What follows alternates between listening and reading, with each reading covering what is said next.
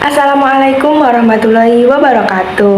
Halo semuanya, perkenalkan saya Jessica Maharani dari S1 Pendidikan Kimia, Fakultas Ilmu Pendidikan dan Humaniora, Universitas Muhammadiyah Semarang. Pada video ini saya akan membahas proyek mandiri lencasang pendidik, yaitu membedah fase psikososial Erik Erikson, khususnya pada tahap autonomi versus Sam and Dog yang dialami anak usia toddler 1 hingga 3 tahun. Sebelum masuk ke pembahasan teori, di sini saya akan menjelaskan apa yang dimaksud dengan toddler. Nah, toddler adalah sebutan untuk anak yang berada pada rentang usia 1 hingga 3 tahun. Istilah ini berasal dari kata toddler dalam bahasa Inggris yang berarti berjalan dengan langkah kecil dan tidak stabil. Di situ menggambarkan cara khas anak kecil yang sedang belajar berjalan. Masa toddler ini merupakan masa transisi dari bayi menuju prasekolah. Di fase ini, anak mengalami pertumbuhan yang sangat pesat, baik secara fisik, kognitif, maupun emosional. Selain itu, anak juga mulai belajar berjalan, berbicara, mengeksplorasi lingkungan, dan juga mengekspresikan dirinya secara lebih aktif. Pada masa toddler ini juga disebut dengan golden age atau masa emas. Kenapa? Karena 80% perkembangan otak manusia ini terjadi pada usia dini. Pada periode ini juga anak itu sangat mudah menyerap informasi dan sangat peka terhadap stimulasi dari lingkungan sekitarnya. Itulah mengapa pada masa toddler ini menjadi salah satu periode paling krusial dalam seluruh perjalanan tumbuh kembang manusia. Dengan memahami siapa itu toddler dan bagaimana karakteristiknya, kita akan lebih mudah memahami mengapa tahap psikososial Erikson yang akan kita bahas berikutnya itu sangat relevan dan sangat menentukan bagi perkembangan anak pada masa yang akan datang. Pada bagian pertama ini kita akan membahas mengenai fondasi teoritis. Di sini kita akan membedah tahap perkembangan yang saya dapatkan, yaitu tahap autonomi versus Sam and Dog milik Erik Erikson yang terjadi pada anak usia 1 hingga 3 tahun atau yang biasa kita sebut dengan toddler. Pada tahap ini, tugas perkembangan utama anak adalah menemukan rasa otonomi, yaitu kesadaran bahwa dirinya ini adalah individu yang mampu melakukan sesuatu secara mandiri.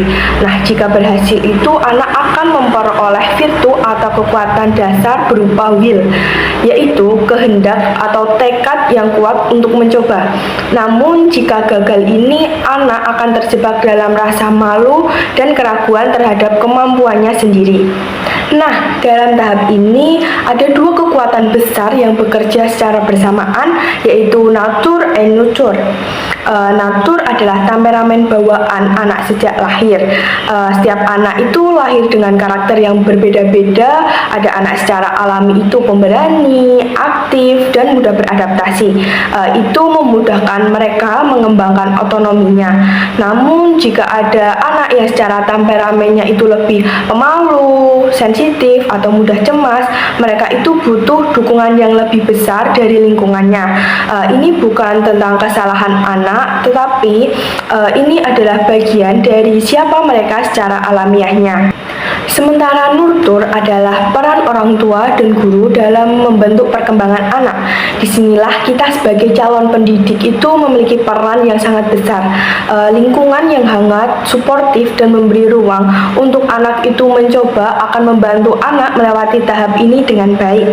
Sebaliknya, jika lingkungan itu terlalu mengontrol, sering mengkritik, atau memberi kesempatan anak untuk mandiri, akan memunculkan Sam and Dog yang menghambat perkembangannya. Jika kombinasi antara nature and nurture inilah yang menentukan apakah seseorang anak berhasil meraih virtu will atau justru terjebak dalam krisis rasa malu dan keraguan dirinya. Pada bagian kedua ini kita akan membahas mengenai manifesti perilaku. Di sini kita akan melihat secara langsung perbandingan anak yang berhasil meraih virtu dengan anak yang mengalami hambatan. Ini berdasarkan video yang saya dokumentasikan. Perhatikan pada video pertama ini, si kecil ini terlihat makan sendiri menggunakan sendok tanpa bantuan siapapun.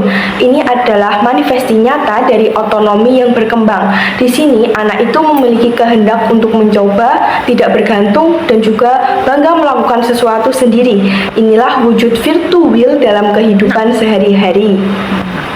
Nah, ini tanda. Joget-joget ninju, jangan Mama, Mama. Pada video kedua ini, si kecil mampu memanggil mama dengan jelas. Ini menunjukkan anak sudah mampu mengekspresikan keinginan dan kebutuhannya secara mandiri melalui bahasa. Anak itu juga tidak hanya menangis atau pasif, ia juga aktif dalam berkomunikasi. Ini menunjukkan tanda otonominya yang sangat sehat. ikut. Ini bajunya sapimu. Ada kepalanya besar. Adanya kecil. Dan ini contoh yang sangat menarik. Saat si kakak menyebut sapi, kemudian si kecil langsung merespon dengan berkata, "Mo." Ini merupakan anak mampu memahami konteks, berani merespon, dan percaya diri mengekspresikan dirinya. Ini adalah tanda virtual yang nyata. Anak itu punya keberanian untuk terlibat dan bersuara. Sekarang kita lihat sisi lainnya.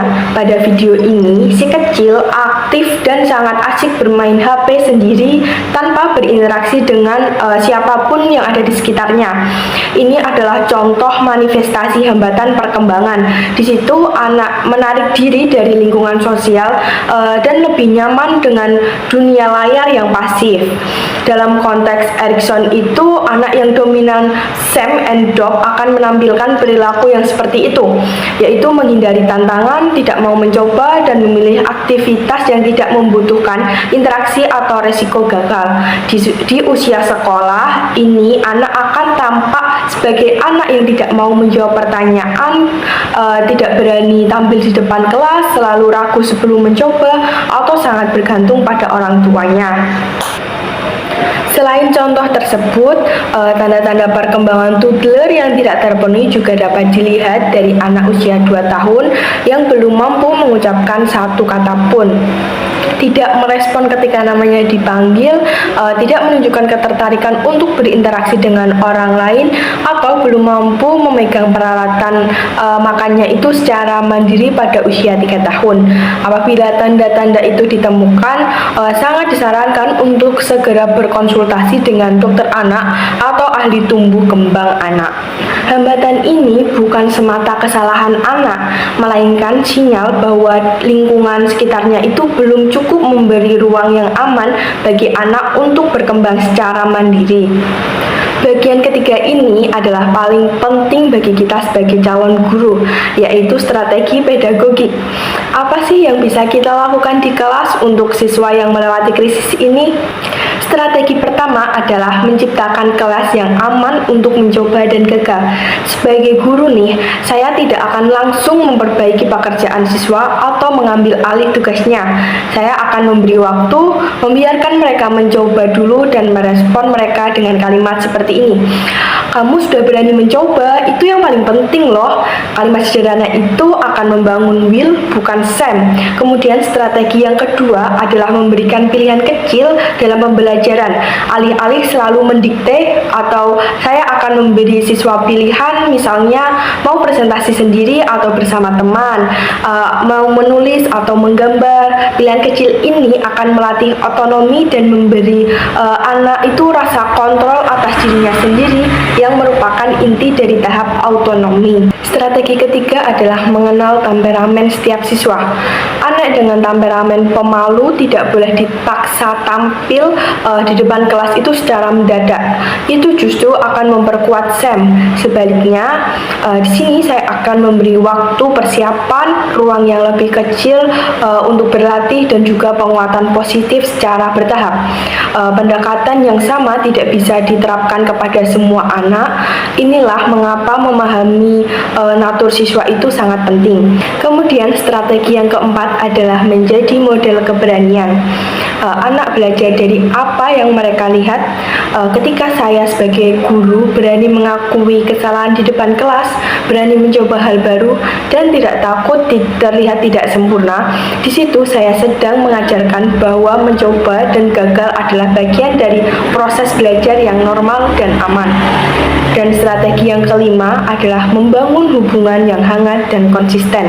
Anak yang merasa aman dengan gurunya akan lebih berani bereksplorasi. Trust yang dibangun sejak awal semester itu adalah fondasi dari semua strategi lainnya. Karena tanpa rasa aman tidak ada otonomi yang bisa berkembang. Sebagai penutup, saya ingin menegaskan bahwa tugas kita sebagai calon guru bukan sekadar menyampaikan materi, tetapi juga menjadi bagian dari perjalanan perkembangan setiap anak. Ketika kita memahami bahwa di balik anak yang pemalu ada krisis SEM yang belum terselesaikan, dan di balik anak yang tidak mau mencoba ada kebutuhan akan rasa aman, kita akan menjadi guru yang tidak hanya mengajar, tapi juga menyembuhkan dan menguatkan. Feel to Will bukan hanya milik anak-anak yang berbakat. Ia bisa tumbuh di tangan guru yang tepat, di lingkungan yang tepat, dan dengan pendekatan yang tepat. Dan itu dimulai dari kita. Demikian video dari saya, semoga bermanfaat. Wassalamualaikum warahmatullahi wabarakatuh.